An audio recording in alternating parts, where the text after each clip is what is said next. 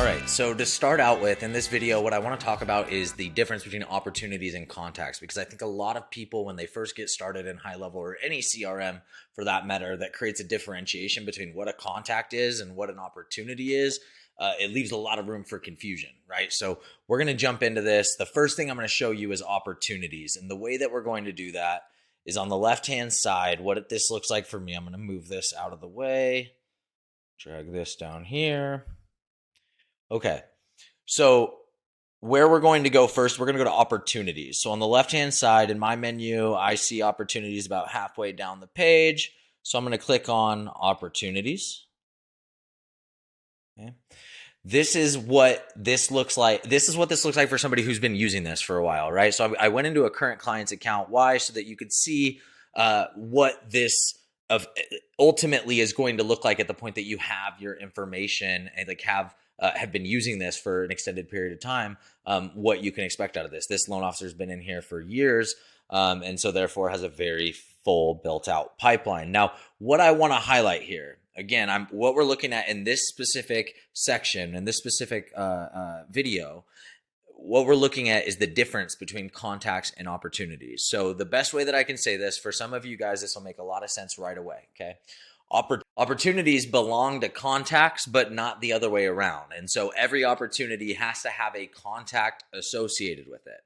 For this reason, and because by default, if you create an opportunity and you don't name it anything, by default, that opportunity is going to be named what your contact name is. So I'm going to show you what this looks like. Okay, so I'm going to go ahead and unhide the names here. There's no other contact information.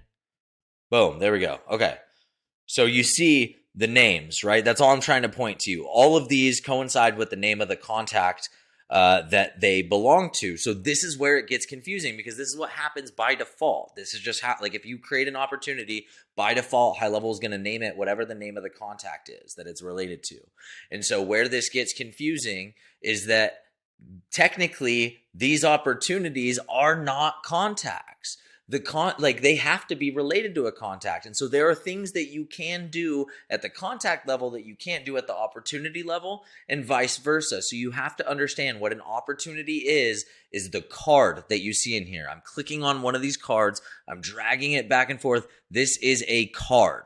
Okay. So that is what the opportunity is. Now, if I click on the name, or if I click on the name of the card, it brings me into the contact. So now what you're seeing here, a lot of blurred out stuff, but it's the contact record that we're seeing. And so if we go down here and we open up opportunities, they could have 10 opportunities in here. They could have 20 opportunities in here, but they all belong to one contact. So when you're talking about a contact, what you're going to be like, typically what you're using the contact for is like your contact information, anything that is not specific to one interaction with that contact or one opportunity, right? There goes that word opportunity.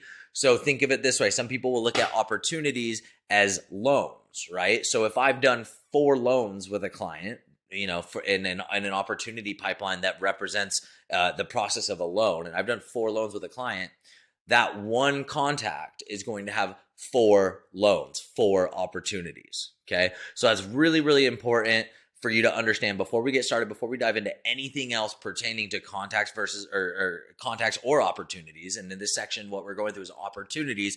It's really, really important for you to understand the difference between contacts and opportunities. So if you don't, be sure to raise your hand, reach out to us, let us know. We need to get you on track. This is something you've got to understand before moving forward. So yes, contacts versus opportunities. Stay tuned for the next section. We'll see you over on the other side.